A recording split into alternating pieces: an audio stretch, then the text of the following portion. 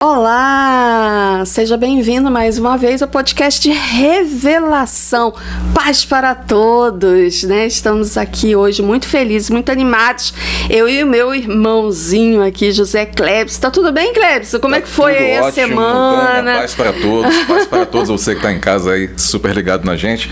A gente tá de volta aqui em mais um podcast Revelação, trazendo muita informação para você dentro da Palavra de Deus, sempre abordando um tema voltado para o seu crescimento espiritual.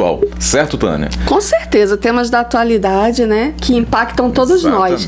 E hoje nós vamos ter aqui um tema realmente super importante, que é o meio ambiente, né? E com autoridade para falar sobre isso, na verdade. Autoridade total, geral, ampla e restrita. Afinal, ele é Tiago Mesquita, nosso secretário, né, municipal do meio ambiente. Então, olha aí, muito obrigada. É uma honra recebê-lo aqui conosco, né? E sabemos que a sua agenda é realmente, né, pulsante, mas se deu esse tempo, né, aqui para estar conosco, então nós estamos muito felizes com a sua presença, tá bom? Tânia, obrigado Zé, obrigado por essa oportunidade e a graça e a paz do Senhor, né, porque sou secretário de Meio Ambiente e Urbanismo, mas sou também cristão, né, creio na revelação de Cristo Jesus, e é um prazer estar aqui tratando sobre esse tema que é tão importante, tão relevante para nós enquanto cristãos também, né? O nosso papel enquanto cristão na sociedade, cuidando das questões socioambientais. Eu que agradeço a oportunidade, estou sempre à disposição. Bom, então, vamos lá, né? Vamos entrar nesse assunto aí que realmente é fantástico, de grande importância. Vou começar com uma questão, assim, uma questão que tá ruminando aqui na minha mente, e eu acho importante a gente provocar, falar sobre isso, fazer as pessoas refletirem sobre essa questão. Lá em 1972, nós tivemos a primeira conferência mundial, que foi em Estocolmo, né? Para cuidar dessa questão do meio ambiente. De lá para cá, nós tivemos várias outras conferências, eventos e tudo mais, né? Tivemos aí, vamos lá, fazer uma retrospectiva aqui. Estocolmo 72, depois tivemos o Rio 92, depois tivemos Berlim 95, depois Protocolo de Kyoto, as COPs, né? Tivemos o Acordo de Paris, não é? Que foi em que ano foi o Acordo de Paris? Não tem aqui na matéria, mas enfim, chegamos. E foi 2021. Tá aqui, 2022, chegamos a 50 mais, que foi a conferência novamente em Estocolmo, para, vamos dizer, homenagear aquela primeira lá de 1972. E aí eu transcrevi aqui um trecho, né, da matéria que saiu sobre, enfim, né, no que deu essa conferência. E aí está escrito o seguinte: chegamos a Estocolmo 50 anos após a Conferência das Nações Unidas sobre o Meio Ambiente Humano, sabendo que algo deve mudar. Sabendo que, se não mudarmos, a tripla crise planetária de mudança climática, perda da natureza e biodiversidade, poluição e resíduos só vai acelerar, diz Inger Anderson, secretária-geral da Estocolmo mais 50 e diretora executiva do Programa das Nações Unidas para o Meio Ambiente. Agora devemos levar adiante essa energia, esse compromisso com a ação para moldar o nosso mundo, acrescentou. Então, a questão sobre a qual eu quero refletir é a seguinte: 72 até 2022, 50 anos passaram, Clebson. E aí, secretário? Falando a nível mundial, no Brasil a gente vai falar já, mas a nível mundial, qual a sua, né, visão, a sua opinião sobre isso? Mudou alguma coisa? Onde é que ponto, em que pé nós estamos nessa defesa tão importante do meio ambiente? Olha, essa é uma pergunta que incomoda todo mundo que trabalha com a questão ambiental, né? O que de fato tem mudado na prática? Eu acredito que houve pelo menos uma mudança do entendimento de que os recursos naturais, eles fazem parte do nosso bem-estar, da nossa qualidade de vida, da nossa segurança, né?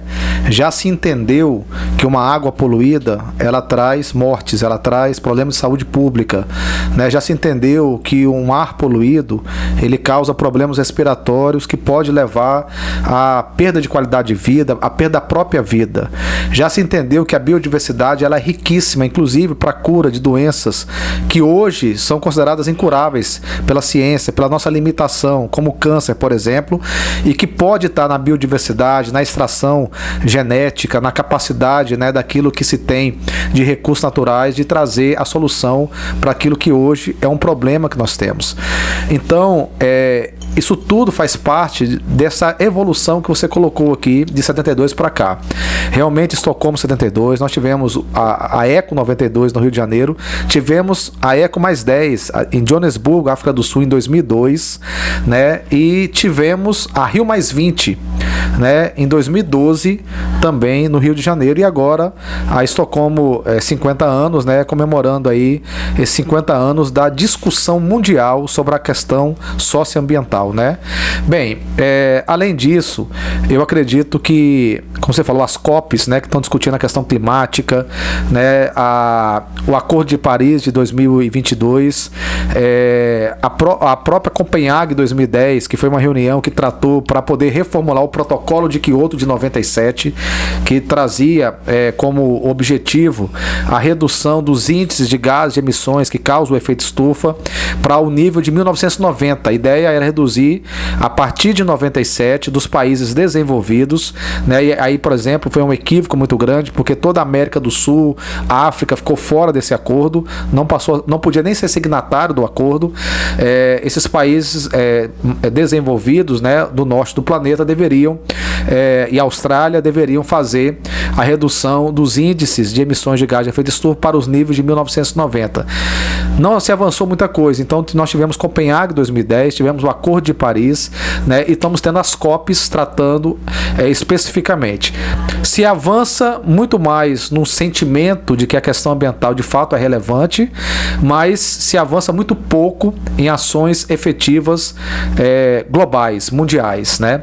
Você ainda vê que a preponderância do interesse econômico, ele vai muito além da questão socioambiental, mas muito além mesmo, né? Desequilibrando, inclusive, trazendo prejuízos para a própria qualidade de vida, para a própria sociedade, quando não se avança como deveria se avançar, né? A gente torce muito para que haja esse entendimento mundial e que a gente não chegue a ponto, né, com as mudanças climáticas globais, que é uma realidade, já está acontecendo no mundo todo, a gente não chegue a ponto nas próximas décadas a termos aí uma perda de qualidade tão grande que se torne irreversível a partir daquele momento novas ações em combate a essas mudanças climáticas e também em proteção aos recursos naturais, né?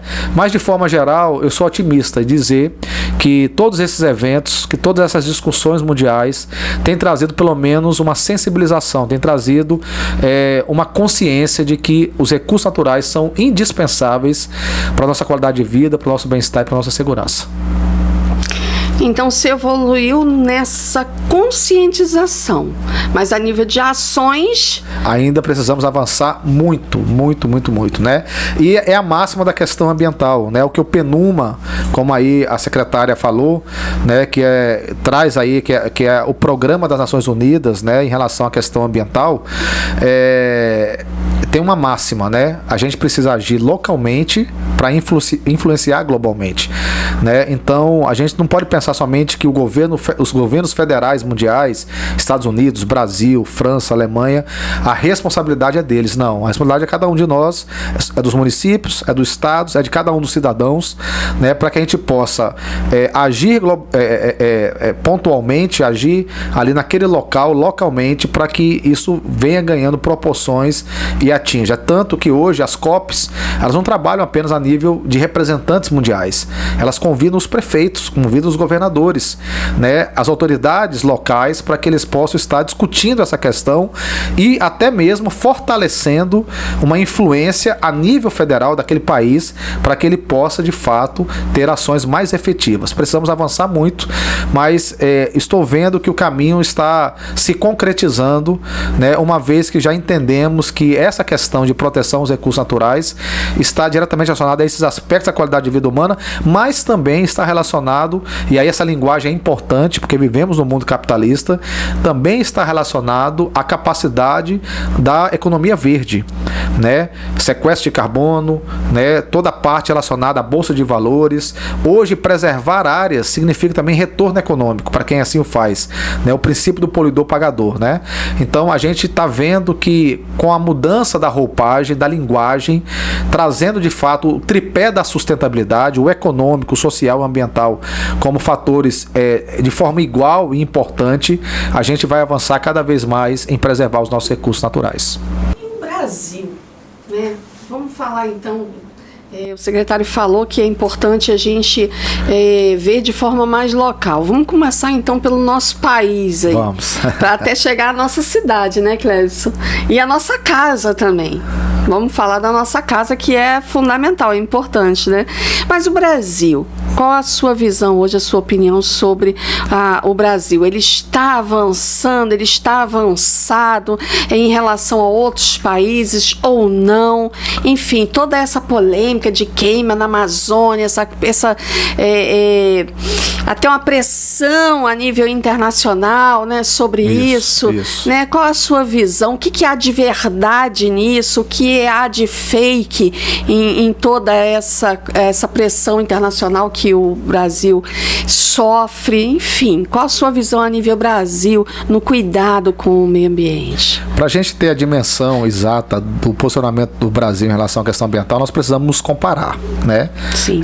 Inclusive isso na vida como um todo. É importante a gente ter referências para entender qual é o nosso papel e a nossa posição, né? Para começar, o Brasil hoje, ele possui 13% de toda a água doce potável do mundo, né? Então nós teríamos a capacidade de abastecer grande parte do mundo com a nossa qualidade que temos de recursos hídricos, né?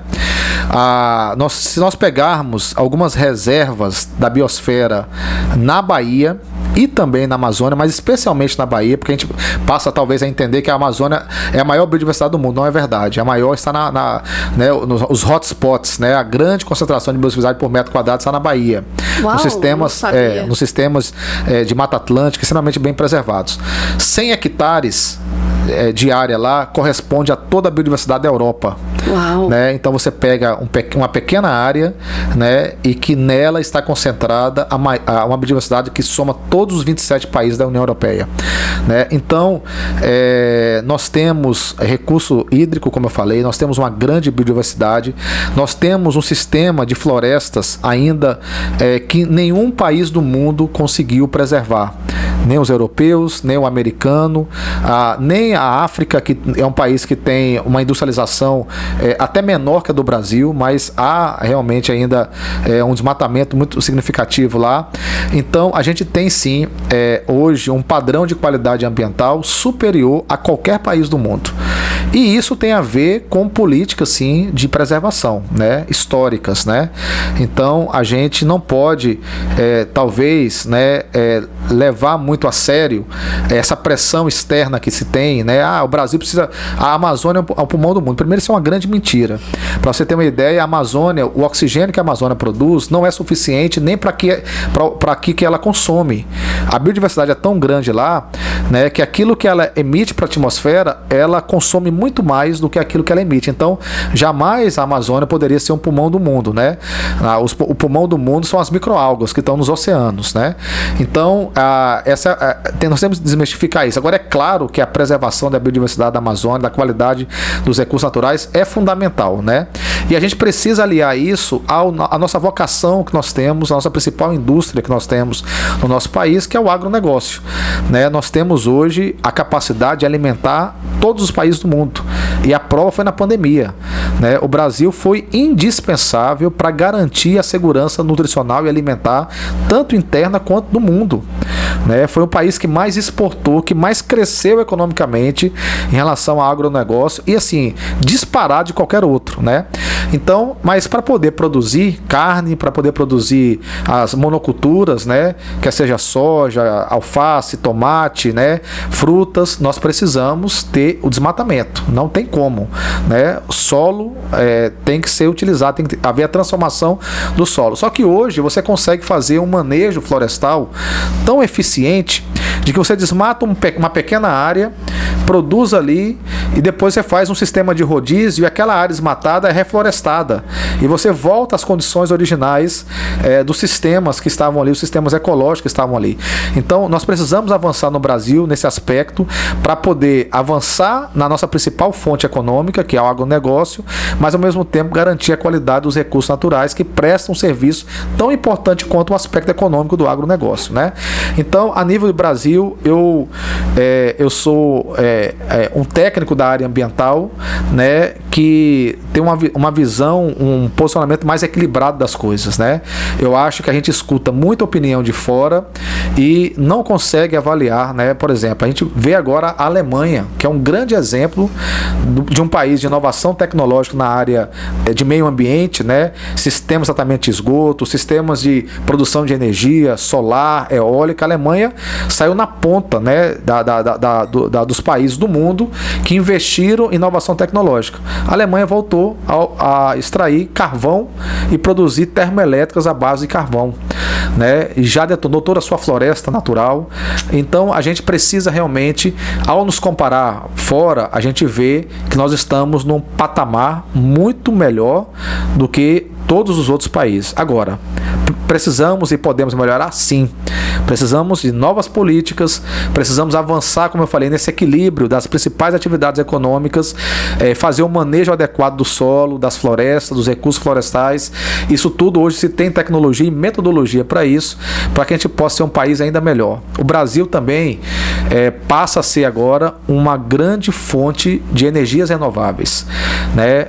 Eu não considero a hidrelétrica como fonte de energia limpa, porque a hidrelétrica você tem que fazer ali, por mais que seja a força da água, né, transformando ali mecanicamente aquele sistema mecânico em um sistema eletromagnético, mas você precisa fazer grandes reservatórios, você acaba aterrando boa parte do solo, esse solo fica com ausência de oxigênio, você emite naqueles ambientes anóxicos, com ausência de oxigênio, muito metano, CO2 para a atmosfera, que contribui inclusive com os gases de efeito estufa, né? Além de você destruir paisagens, histórias, né, culturas, mudar todo o ecossistema. Só que nós somos hoje já um país extremamente significativo no top 10 do mundo na produção de energia fotovoltaica e eólica.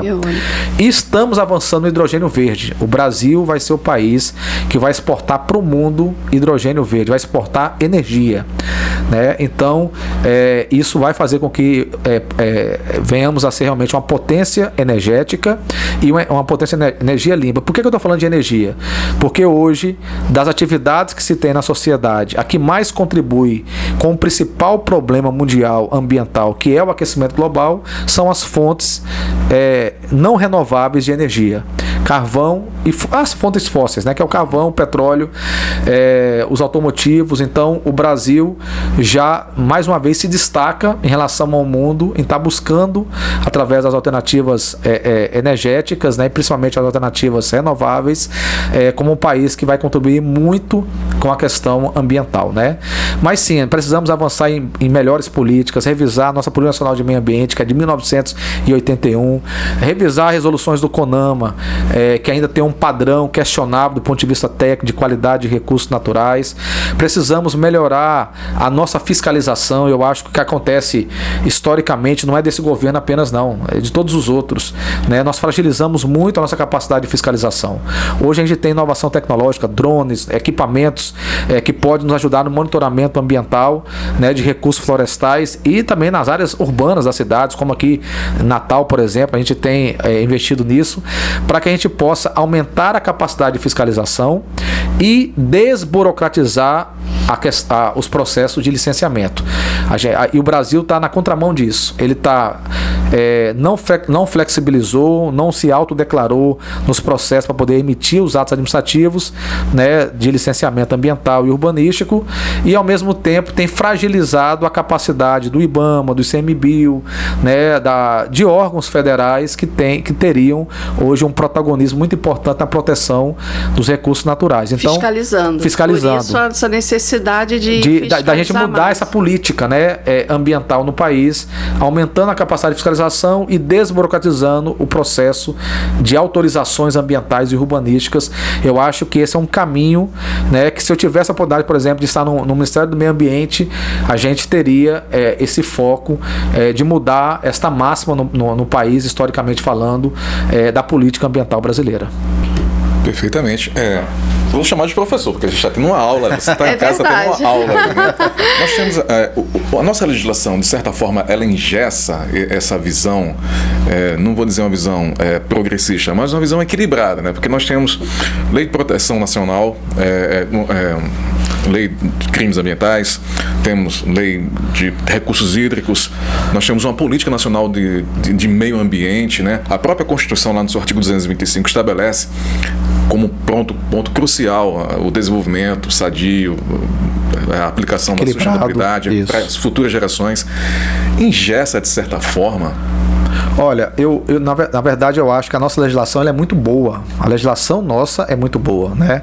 Nós temos a nossa, vamos dizer assim, a nossa carta magna, né? Que é a PNMA, Política Nacional de Meio Ambiente, de 1961, a Lei Federal 6.938, que ela, por mais que seja de 81, há necessidade de fazer algumas reformulações, mas ela é extremamente atual. É impressionante como a leitura dela, há quase 50 anos atrás, ou há 40 anos atrás, melhor dizendo, ela foi muito bem feita, né? Aí isso evoluiu para o artigo 225 da Constituição e todos os seus parágrafos, né, que trouxe na principal legislação brasileira, né, o cuidado com a questão ambiental e esse ambiental equilibrado, né? E aí nós tivemos então a criação em 88 ainda, depois da Constituição, do Sistema Nacional de Meio Ambiente, o SISNAMA, né, que estabeleceu lá o Ministério do Meio Ambiente como o órgão maior do país, que faz a política ambiental do país, estabeleceu os órgãos relacionados à questão do licenciamento, que aí vem o IBAMA a nível federal. Aqui no estado, por exemplo, temos o IDEMA, no município temos a CEMURB, nos municípios temos várias secretarias de meio ambiente, são os órgãos seccionais e regionais que fazem a parte da emissão dos atos administrativos. Estabeleceu o CONAMA, o Conselho Nacional de Meio Ambiente, que faz as resoluções, né, como consultivo e deliberativo do país, e outros órgãos acessórios, ONGs, né, movimentos populares, comunidades tradicionais que compõem o Sistema Nacional de Meio Ambiente. O Sistema Nacional de Meio Ambiente ele é muito interessante. Agora, a minha crítica em relação à legislação ainda é uma legislação que ela está muito mais voltada para os princípios da década de 80 e 90 em relação à comprovação de dados do que a capacidade que temos hoje de forma transparente e de forma assertiva com a tecnologia que nós temos hoje. Por exemplo, né, todos nós fazemos declaração de imposto de renda. A nossa declaração ela é autodeclaratória. O governo confia em mim. Eu faço a declaração. Não tem um fiscal do governo vendo, naquele momento que eu estou declarando, se aquilo está correto, se é verdade, é autodeclarável. Agora, depois tem um leão que vai fiscalizar se aquilo que eu declarei bate realmente com todas as movimentações financeiras que eu fiz ao longo daquele ano. É isso que eu aposto para a questão também ambiental, os atos administrativos. Porque hoje nenhuma empresa consegue pegar qualquer recurso em banco, de investidor, se ela não tiver o ato administrativo, se não tiver a licença na mão, né? Então, até para movimentar a economia local, para transformar a sociedade local do ponto de vista da economia, está muito burocratizado. Está muito burocratizado. É inadmissível uma empresa precisar demorar de 8 meses a 1 ano, né, passar por uma fiscalização, por uma análise detalhada da legislação, quando na verdade hoje você tem o CREA, você tem os conselhos regionais que obrigam aquele profissional que está declarando aquelas informações a que as informações sejam verídicas, sejam assertivas. Através de um estudo de impacto ambiental, né? Através de um estudo de impacto ambiental. Então, a gente pode hoje desburocratizar, é possível, com segurança, com sistema, fazendo as perguntas corretas, né, como é, por exemplo, o imposto de renda, né, e garantir a partir do pagamento, a emissão daquele ato, para que as coisas comecem a acontecer de fato na cidade, no estado, no país, e depois, como eu falei, aumentar a capacidade da fiscalização, ter recursos de alto nível, de inovações tecnológicas, para que aquilo que foi declarado de fato corresponde ou não à verdade, né? À realidade. Se a gente fizer isso, a gente acaba tendo uma otimização da legislação. Do ponto de vista conceitual, ela é ótima, ela é abrangente, ela é holística, ela envolve todos os aspectos sociais, econômicos, ambientais, culturais, históricos, arquitetônicos. Ela realmente é bem abrangente, ela é cuidadosa, mas a gente precisa de mecanismos legais, instrumentos legais, para que a gente possa desburocratizar os atos administrativos e garantir uma eficiência na fiscalização. Eu acho que se nós chegarmos nesse patamar, Tânia, Zé, a gente vai dar um avanço muito importante em sermos um país desenvolvido e ao mesmo tempo cuidadoso com as questões socioambientais. Excelente. Esse equilíbrio é o grande sonho, né? Eu acho que é o grande desafio. É o grande desafio, né? Realmente é para aí que tem que ir, né? E o nosso município está caminhando a E o plano diretor, que é novidade na cidade. É verdade. Hoje, natalenses, essa pergunta não quer calar. E aí, como que ficou o nosso 208, né? A lei complementar 208. 7 de março, eu acho. E 7 de março de 2022. Olha, o nosso plano diretor, primeiro, foi uma grande oportunidade que eu tive na minha carreira profissional, né?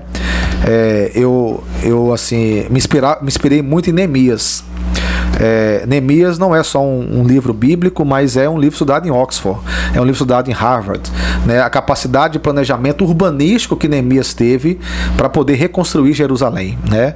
Então eu estudo muito Neemias, já tive a oportunidade de expor versículo por versículo 3 vezes, né? Em uma série de mais ou menos 30 palestras, né? 30 pregações no livro de Neemias. E nós tínhamos um plano diretor, a lei complementar de 2007, né? A lei complementar 82 de 2007, é o antigo plano diretor, que ele foi muito numa circunstância muito ruim para o município de Natal, né? Houve comprovadamente um escândalo na Câmara Municipal em 2007. O Ministério Público, né, entrou e com muita qualidade, né, nas investigações, virou caso de polícia mesmo, gente foi presa, perdeu o mandato, corrupção, né? Corrupção generalizada na época, em 2007, e acabou naquele momento, naquele contexto, naquele sentimento, né, de que tudo aquilo que estava previsto para o plano diretor de 2007 era única e exclusivamente interesse da construção civil. Então, o que é que se fez? A Justiça autorizou um documento, né, feito pelos conselhos municipais na época, pela Conferência da Cidade, que foi um documento desequilibrado do ponto de vista socioambiental versus o econômico, né? Então, houve muita ênfase à questão socioambiental e não houve a capacidade de se explorar economicamente aquilo que Natal tinha de melhor de recurso, né? Eu coloco isso porque desde 92, na Eco 92, o termo desenvolvimento sustentável, a origem dele é muito recente, é de 87, é recente, né? Tem aí 35 anos, né?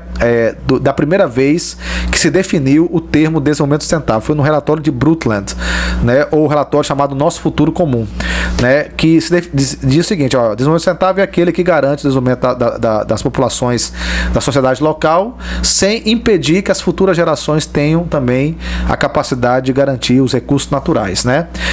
Em 92, esse conceito ele foi completamente reformulado na Eco 92 do Rio de Janeiro. A Eco 92 de Janeiro foi uma reunião importantíssima. Ali saiu os 27 princípios da Carta da Terra, ali saiu os compromissos com a questão relacionada às mudanças climáticas, né? Ali saiu o novo conceito de desenvolvimento sustentável, que passou a ser chamado sustentabilidade. Então, esse termo de desenvolvimento sustentável, a gente usa muito, mas na verdade ele na prática não existe mais. cidades. Hoje nós chamamos de sustentabilidade. E o que é sustentável? De acordo com a ECO 92, de acordo com a reunião das Nações Unidas. Algo é sustentável se somente se ele garantir no mesmo grau de igualdade e de importância a eficiência econômica, a justiça ou equidade social e a preservação de serviços e recursos naturais. Ou seja, a questão econômica ela é tão importante quanto a questão de preservar recursos naturais. E se você faz um plano diretor, que é um plano que envolve toda uma cidade, né, e toda a qualidade de vida de uma cidade, e você foca apenas ou no social, ou no ambiental, ou no econômico, você desequilibra esse aspecto, né? Então, se você tem um plano diretor que você foca ou só no aspecto social, ou só no ambiental, ou só no econômico, ou deixa um desse tripé de fora do foco igualitário, né? Ele tá capenga aí. Você gera, né, capenga. Então, só para vocês terem uma ideia, Natal tem 189 quilômetros quadrados. Natal é uma cidade pequena do ponto de vista territorial. E nessa cidade nós temos 930 mil habitantes. Considerando a Grande Natal, quem interage diariamente em Natal chega a 1.300.000 habitantes todos os dias, indo e vindo dentro da cidade de Natal, numa cidade pequena. Quase a metade da população do estado. Que é quase a metade da população do estado. Natal é 4 vezes menor que Macaíba, territorialmente falando. É 4,5 vezes menor que São Miguel do Gostoso. Então, é uma capital que tem uma região metropolitana de 1.300.000 habitantes, pequena, e que o plano diretor anterior considerou que 33% dessa capital, que já é pequena, que tem essa quantidade de população que habita nela, além da Grande Natal, que interage com ela, considerou como zonas de proteção ambiental. Considerou, além disso, 10%, além dos 33%, como áreas de preservação permanente. E mais 8% como área de risco. Ou seja, 52% do território de Natal foi considerado 100% preservado ou com um uso extremamente restrito. Quando você retira dos 52% as avenidas, as calçadas, os canteiros que fazem parte dos sistemas de mobilidade, ou seja, você não pode construir numa rua, né, num canteiro, você não pode. Esse número chega a 70% do território de Natal. Em outras palavras, restava para a parte de comércio, para a parte de residência, para a parte de edificar, 30%. Desses 30%, aproximadamente 70% desses 30% que restavam foi considerado como área de adensamento básico, ou seja, você podia construir o mínimo, como foi o caso de 100% da Zona Norte, por exemplo. Então, veja bem, houve uma preocupação muito grande de que o texto seria comprado, né? E aí, nesta preocupação, você desequilibrou o texto a ponto de colocar Natal, por exemplo, num atraso em relação à região metropolitana e a pares do nosso Nordeste aqui, como João Pessoa, por exemplo, Maceió, por exemplo, Aracaju, por exemplo, né, que são pares muito similares do ponto de vista econômico e populacional com Natal. Para vocês terem uma ideia, o coeficiente de aproveitamento, né, o que é o coeficiente de aproveitamento do lote, né? É o potencial construtivo daquele lote, né? Então, o de Neópolis, que limita com Nova Parnamirim, Natal tinha um coeficiente de aproveitamento de 1,2, que era o básico, ou seja, o que é 1,2? Se eu tenho um terreno de 1.000 metros, eu posso construir 1.200 metros quadrados. Se eu tenho um terreno de 100 metros quadrados, eu posso construir 120 metros quadrados. Você multiplicava por 1,2 para você saber a metragem que podia construir no máximo naquele lote.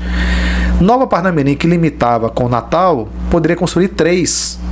Era o triplo do potencial construtivo. Então, quem vai investir, pensa o seguinte: Neópolis, eu posso construir 3 vezes menos e o terreno lá chega, em algumas vezes, a ser 1,5 vezes a 2 vezes mais cara que Nova Parnamirim. Sim. Então eu vou para Nova Parnamirim.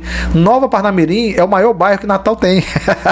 Porque os natalenses saíram de Natal e foram para Nova Parnamirim. Desenvolveu a olhos vistos. A olhos vistos, né? Maria Lacerda, Abel Cabral, né? E toda aquela região ali de Nova Parnamirim. Tanto que hoje sofre com trânsito, né? Sofre com trânsito, né? Por causa dessa situação. Superpopulação. Cidade Verde, que limita com quem? Com Ponta Negra, né? Parnamirim também.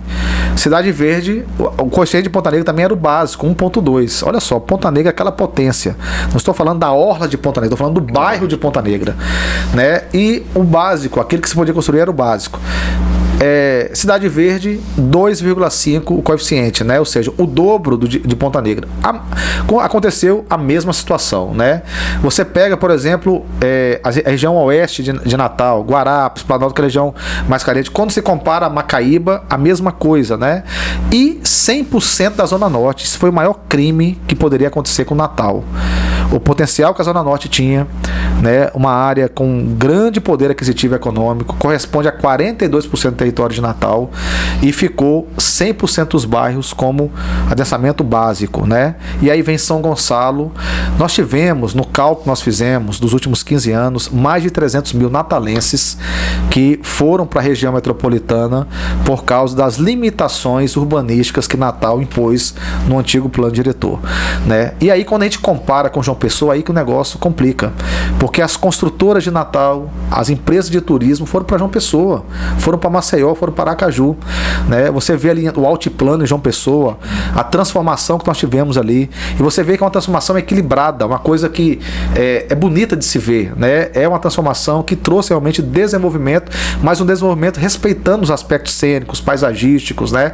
Equilibrado com a questão ambiental. Então, precisávamos realmente revisar o plano diretor de Natal, e foi uma luta, foi uma guerra que nós travamos aqui. Natal estava com as suas portas queimadas e derribadas, como chegou lá a Nani para dizer a Neemias naquele momento, o seu irmão, né? Aí que entra então Neemias. A minha inspiração foi essa. Eu tô esperando chegar nessa inspiração aí, como é que foi? E nós pedimos para que a boa mão de Deus estivesse conosco, como assim foi a oração de Neemias naquele momento, para que a gente pudesse reconstruir, não a cidade do ponto de vista de queimar as portas, mas do ponto de vista de instrumento do partido principal urbanístico, que é o plano diretor, que define regramento para todos os aspectos da nossa vida cotidiana, né?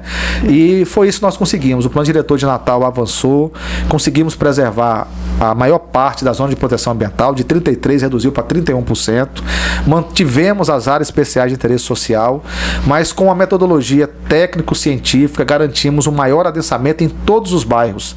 Então, Natal, que tinha 70% de adensamento básico, deixou de ser, todos os bairros passaram a ser adensáveis. Nós não temos um bairro em Natal que tem mais adensamento básico. Os coeficientes de aproveitamento, que estavam limitados de 1,2 a 3,5, hoje estão variando de 1,5 a 5, né? Então, isso trouxe realmente uma reformulação, uma maior capacidade de potencial construtivo na cidade de Natal, com metodologia técnico-cientificamente comprovada, garantindo a consideração populacional versus a capacidade de infraestrutura daquele bairro, daquela região, através das bacias de esgotamento sanitário, do sistema de esgotamento sanitário do município. E eu não tenho dúvida que nós vamos, essa cidade vai bombar novamente, né, de crescimento econômico, e ao mesmo tempo resguardando as nossas zonas de proteção ambiental, as nossas áreas de preservação permanente, a nossa unidade de conservação. De fato, trouxemos agora o equilíbrio que faltou na Lei Complementar 87 com a Lei Complementar, né, 208, agora de 7 de março de 2022, a sanção do prefeito Álvaro Dias. Foi realmente um grande desafio, né? E Tanizé, nós fizemos, né, 6 audiências públicas, foram 14 oficinas nas regiões administrativas, 4 seminários técnicos, centenas de reuniões de grupo de trabalho. Nós temos mais de 300 horas de gravações ainda disponibilizadas no YouTube oficial do Plano Diretor. Nós gravávamos na íntegra os atos públicos, estão todos disponibilizados na íntegra, né, desde 2017, quando começou a revisão, até a sanção do prefeito em 2022. Foram 5 anos de revisões, estão gravados, e nós transmitíamos ao vivo os atos públicos. Além de gravar, transmitíamos pelo Instagram oficial do Plano Diretor de Natal, né? Então, foi transparência total, a ponto de, mesmo depois da grande problemática que nós tivemos em 2007, nós tivemos apenas uma ação que o Ministério Público moveu do Plano Diretor, que foi no contexto de pandemia, dizendo que por falta das reuniões físicas, presenciais, a gente poderia comprometer a participação da sociedade. E nós comprovamos que não, né? Que na verdade o mundo todo estava se reunindo virtualmente, né? A própria Justiça e o próprio Ministério Público, né? Se a gente tivesse que parar esse importante instrumento, e nós ganhamos, né? Então, para ver que não houve motivações judiciais relacionadas a questões técnicas, urbanísticas ou relacionados a tomar decisões escusas, empresas, pelo contrário, né? Foi um plano diretor limpo, transparente, que traz esse equilíbrio tão importante, que vai reformular bastante a orla de Natal, mas garantindo o aspecto cênico-paisagístico, mas trazendo novos investimentos para a orla de Natal. E eu vou dar só um exemplo para encerrar aqui, né, só para não me alongar mais. Via Costeira, né? Nós tínhamos uma prescrição urbanística na Via Costeira que era uma tragédia conosco, né? Conosco, que eu digo, nós cidadãos que moramos em Natal. O lote mínimo para construir na Via Costeira estava em 20 mil metros quadrados. O que é que significa isso? Significa que só se viabilizava empreendimentos, como tem hoje lá, grandes hotéis, grandes resorts. Ou seja, investimentos de 150 a 200 milhões de reais, de um capital que não vem de empresário local, capital que vem do exterior, muitas vezes. Nós reduzimos para 2 mil metros quadrados o lote. O que é que significa isso? Que os investimentos para poder fazer uma pequena pousada, um day use, vocês conhecem a Ponta do Pirambu, ali em Tibau do Sul, que você fica olhando para o mar, dentro de uma piscina, com quiosque, vai ser possível hoje, agora, ali não conheço, não. Você conhece, Clebson? É lindo lá, vale a pena. Eu estou fazendo uma propaganda aqui, mas daqui a pouco Natal vai ter muito melhor do que a Ponta do Pirambu. Por quê? Olhando para aquele marzão da Via Costeira, né, com o morro no fundo, com o morro no fundo, né? Não, uma paisagem única no mundo, né? E por quê? Porque agora vai viabilizar empreendimentos menores de valores de investimento menores e condicionado o quê? Qualquer novo empreendimento vai ter que fazer a acessibilidade da Avenida Senador Dirati Mariz, que é a Via Costeira, até a praia, para que a população livremente possa ir até a praia e possa usufruir de um boliche, né? Quem gosta de uma boate. Que hoje não existe, né? Não, hoje só existe hotéis e ponto, né? Por quê? Porque só se viabiliza hotéis. Então, a gente traz essa justiça social, essa democratização do solo, né? E uma capacidade de investimento com empresários locais, regionais, para que a economia possa circular aqui, né? Então, é esse equilíbrio que eu estou falando, né? Você acaba, através de um planejamento como plano diretor, você acaba realmente trazendo. Agora, o plano diretor também é o primeiro plano diretor do Brasil que tem a política municipal de combate às mudanças climáticas. É o primeiro plano diretor que tem as rotas acessíveis, que é a mobilidade relacionada à acessibilidade, envolvendo calçadas, meio-fio, canteiros e a própria avenida. É o primeiro plano diretor do Brasil que traz instrumentos como, por exemplo, na verdade, é o primeiro plano diretor que traz, e a terceira capital do Brasil que traz a arrecadação de imóveis abandonados. Os imóveis que estão abandonados, né, jogados a traças, ao lixo, que o cara às vezes está devendo mais de 5 anos de IPTU, caindo um pedaço. Na Ribeira nós temos 166 imóveis nessas condições. O município agora pode arrecadar este imóvel por 3 anos, recuperá-lo, dar finalidade cultural, histórica, arquitetônica, interesse público àquele imóvel, né? E se o dono daquele imóvel passar a ter interesse depois que o município investiu, ele só consegue de volta o imóvel se ele pagar o dobro do que foi investido. Porque se assim ele não fizer, aquele passa a ser um imóvel do município para servir a população, né? Isso é um instrumento espetacular do ponto de vista de partido municipal. É o primeiro plano diretor, por exemplo, para restaurar a área histórica, né? Para restaurar a histórica, voltar a ter vida aquelas áreas históricas, né? Nós criamos a área de requalificação urbana da Cidade Alta, Redinha, Cidade Alta, Ribeira e Alecrim, né? Que são áreas que perderam muita população, né? É o primeiro plano diretor que traz no seu conteúdo, por exemplo, a política, o fundo e o Conselho Municipal de Áreas de Risco. É um plano diretor que traz o equilíbrio socioeconômico e ambiental. É o plano diretor mais discutido da história de Natal, e é o plano diretor que realmente vai trazer novos ares para o município de Natal. Então, secretário, você acha que a sua formação cristã, né, influenciou nesse seu cuidado, porque a gente sente, né, Clebson, o cuidado que houve realmente, que tudo saísse da forma melhor possível para a preservação, né, do ambiente, né, levando em consideração o crescimento econômico, mas com todo o cuidado necessário que a natureza exige? Olha, sem dúvida, eu não tenho, assim, a gente tem como princípio que tudo nós devemos fazer para a glória de Deus, tá? E eu tive a oportunidade na Câmara Municipal, a partir do momento que estava votando pela última vez o texto do plano diretor, de citar exatamente o texto de Neemias, de que se não fosse a boa mão de Deus, nós não teríamos chegado até aquele momento, né? E toda a honra, glória e louvor a Deus. É claro que a gente não pode, em hipótese alguma, desprezar todos os instrumentos que Deus nos dá para que a gente possa crescer tecnicamente, crescer cientificamente. Nós temos uma cultura, né, Tânis? A gente sabe disso. Muitas vezes nós evangélicos criamos uma cultura equivocada de que se Deus faz todas as coisas, Ele é o poderoso, Ele é o cabeça das coisas, Ele é o pai de todas as coisas, então eu não vou me dedicar tanto. Pelo contrário, deixa com ele que Ele resolve em algum momento. Pelo contrário, né? Eu batalhei muito na minha vida, né? Eu tô fazendo a terceira... Você é desembargador, inclusive, não é? Não. Eu sou ecólogo, né? Tecnólogo ambiental. Estou fazendo engenharia sanitária e ambiental. Voltei a estudar agora, né? Recentemente, tem 2 anos. Meu doutorado é na área de mudanças climáticas, ciências climáticas, né? Fiz mestrado na área de ecologia. Sou professor universitário desde 2009. Então, como professor, a gente estuda todos os dias, né? É necessário estar se atualizando. Tenho empresa na área de energias renováveis há 10 anos. Então, dediquei entendendo que Deus estava abrindo as portas, colocando instrumentos, né, pessoas na minha vida. Fui crescendo tecnicamente, atuo na área desde 2005, então são 17 anos de atuação na área ambiental, né? Estou hoje como secretário de Meio Ambiente e Urbanismo da capital de Natal, da capital do estado do Rio Grande do Norte, Natal.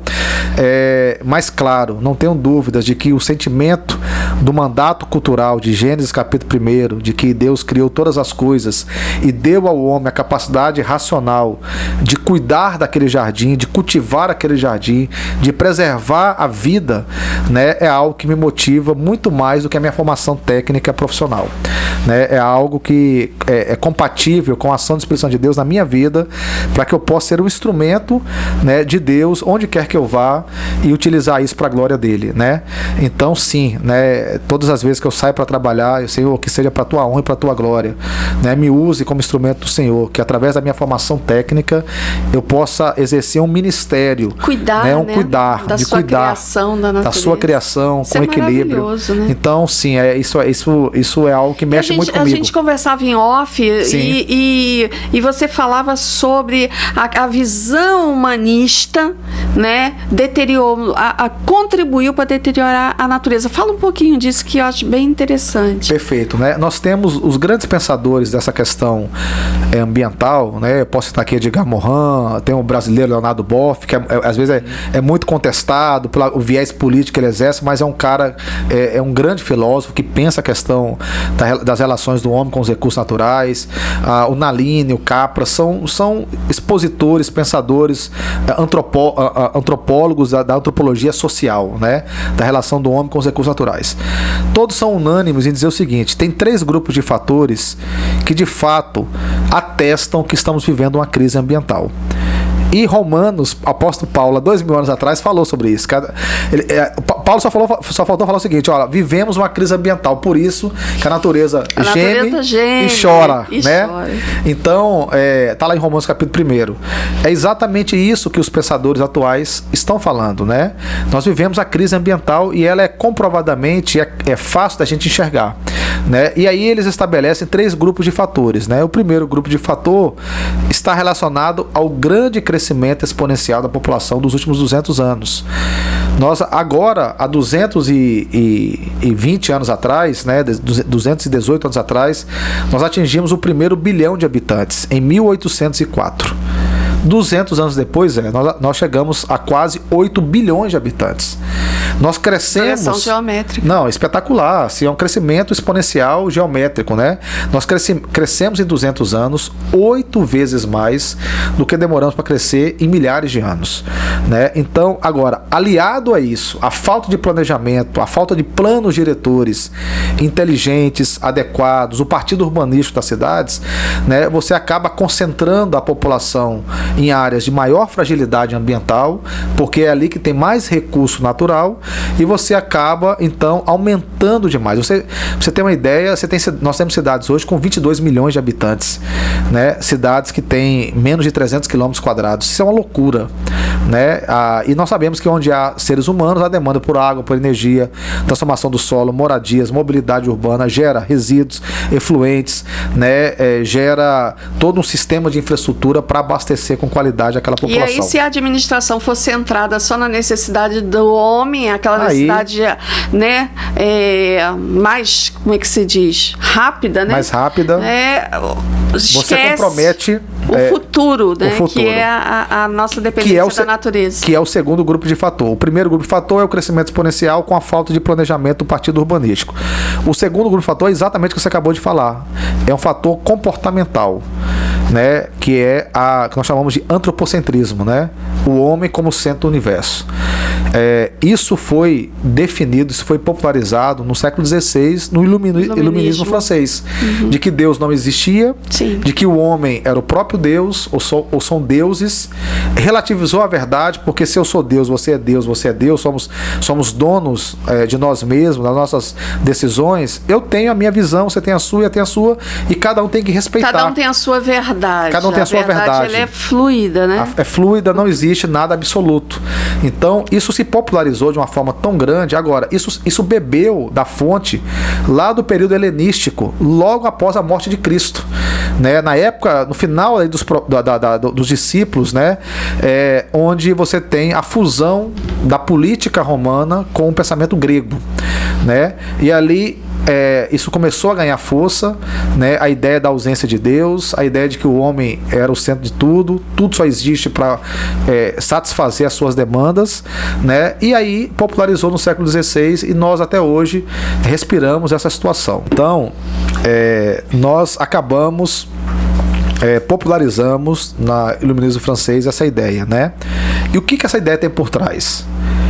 Se tudo, Zé e Tânia, só existe para nos satisfazer do ponto de vista socioeconômico, significa dizer que os recursos naturais eles são infinitos, porque a hora que eu precisar que ele venha me satisfazer, ele vai estar à disposição.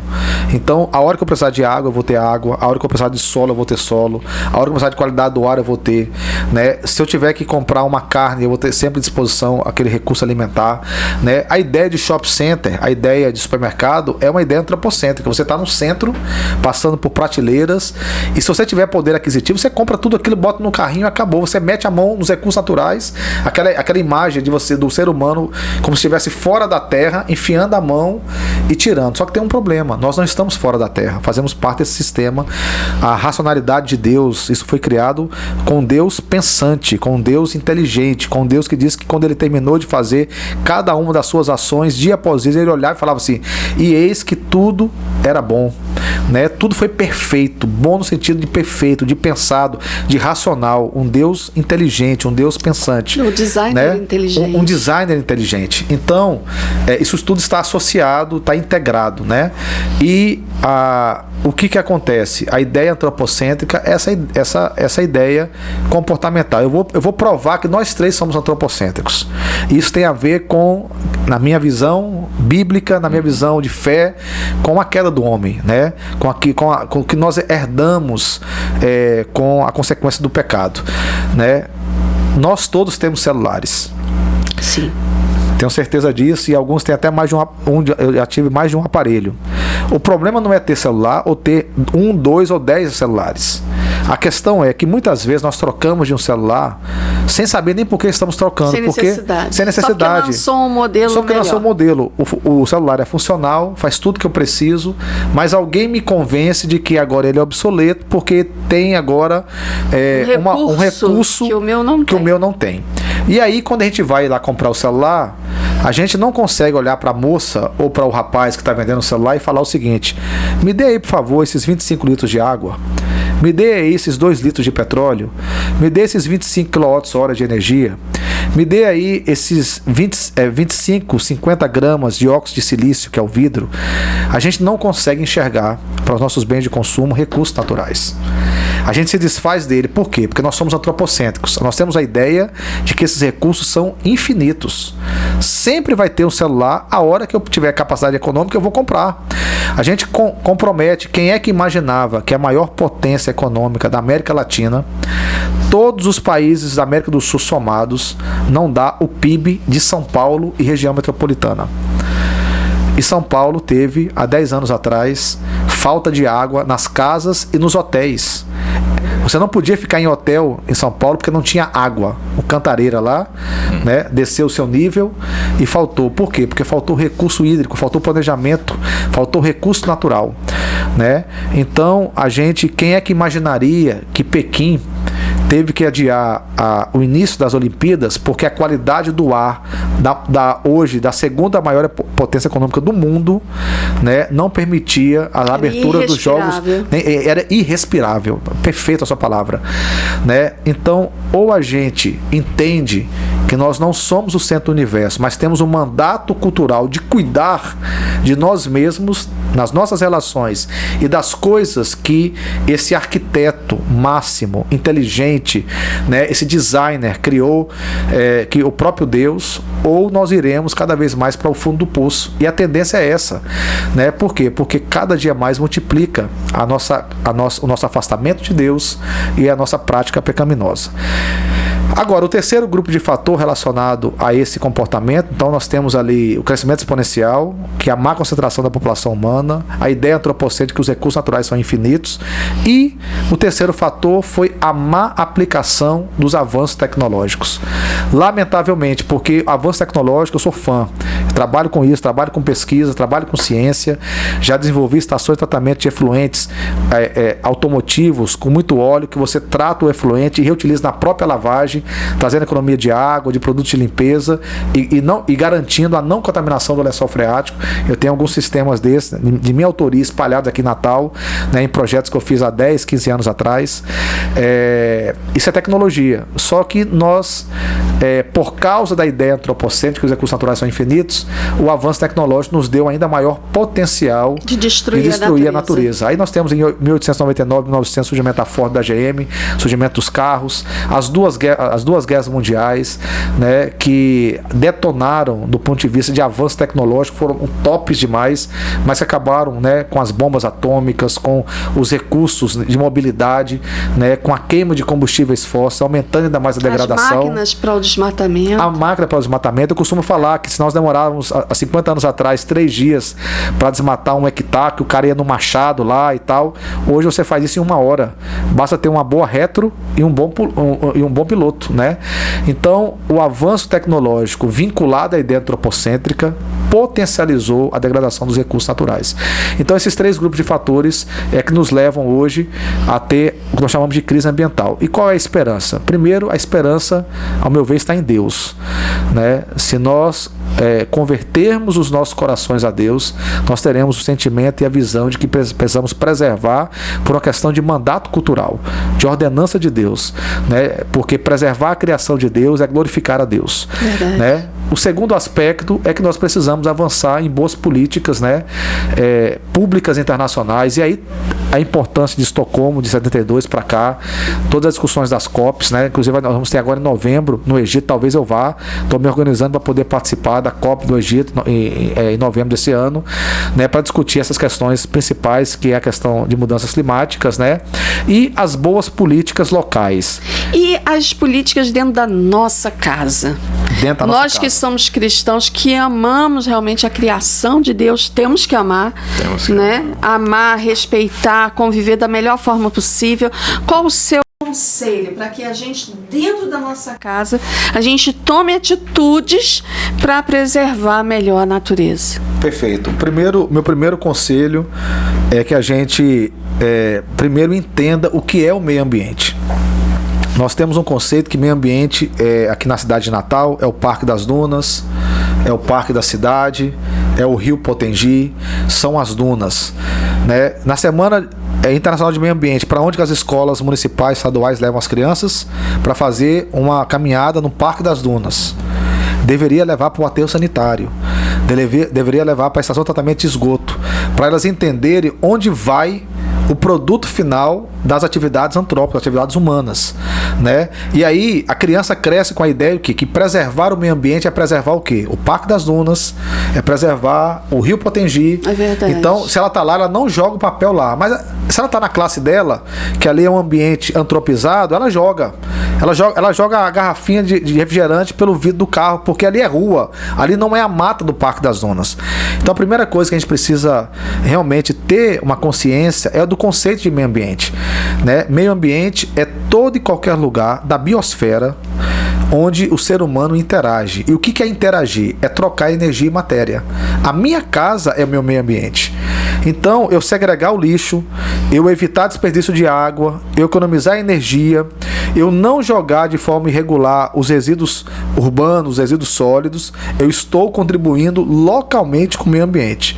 E se 1 milhão de pessoas na minha cidade fizerem a mesma coisa que eu estou fazendo, nós todos iremos ter uma cidade sustentável, né? Então, é trabalhar essa ideia realmente de ações pequenas, mas com um conceito correto, né, de que aquele ambiente onde eu estou interagindo, trocando energia e matéria, né, é o meu meio ambiente. Então, onde eu estudo é meu meio ambiente, a minha casa é meu meio ambiente, quando eu estou deslocando na minha cidade, ali é meu meio ambiente, e não é só os recursos naturais intocáveis, bonitos, cênicos, paisagísticos, né? A gente vê tanta gente assim, poxa, vamos preservar a água, a floresta, e talvez, né, em muitas situações essa mesma pessoa tem o equívoco de achar que pode destinar um resíduo, pode contratar um carroceiro para pegar a reforma da casa dela e jogar em qualquer lugar, porque ali não tem a ver com o que tem. Não separa o lixo. Não separa o lixo, então tudo isso está relacionado. Então, assim, eu sou muito crítico isso em relação à educação brasileira, né? A gente precisa realmente ter uma educação que envolva o conceito correto, o próprio treinamento dos educadores, né? Realmente, meu sonho é um dia o meu filho ser levado para a escola dele para o aterro sanitário, para ele entender essas questões, entender, né, a consequência das ações humanas e o quanto é importante preservar qualquer ambiente. A gente vê ações que são do dia a dia, que são simples, fáceis, né? Por exemplo, né, você mesmo que é síndico, né, ter lá um espaço para olha lá, para receber o óleo de cozinha, para poder descartar no lugar correto, para receber a bateria, a pilha que não está mais uso, para poder descartar o eletrônico que não tem mais conserto, para poder descartar. São soluções às vezes simples. Nós dentro da nossa casa separar, tem ali o lixo orgânico e tem o lixo seco, que pode ser reciclado. São coisas simples, não desperdiçar energia, não desperdiçar água, não é? E muitas vezes nós, como cristãos, né, nós não cuidamos da criação, nós sabemos que a natureza geme e chora. Verdade. Né? E nós temos que colaborar o máximo possível para que isso, né, seja minimizado. Porque de certa forma a gente vive num Éden gigante, né? Com certeza. A nossa arca não estava lá, somente lá com Noé. A nossa arca está aqui. Porque hoje muito se fala no conceito de panspermia, que é justamente você migrar de um planeta para o outro, levar os recursos naturais. Elon Musk está aí para provar esse sonho absurdo, louco. Exatamente. Que se exploda a Terra, porque eu vou para Marte.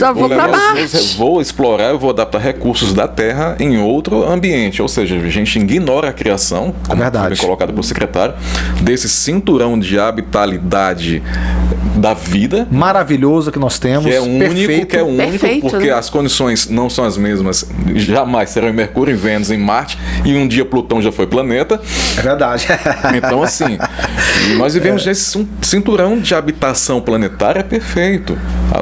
Quando você olha, eu tive aqui professor, secretário falando, eu lembrando das vezes que eu viajava, voava a Amazônia ponta a ponta, saindo de Santarém até Cruzeiro do Sul, saindo de Centro-Oeste, indo até a Cabeça do Cachorro, lá eu vi aquele universo de mar verde, meu Deus, e recentemente eu me perguntando, caramba, onde é que estão as girafas sendo queimadas aqui, destruídas?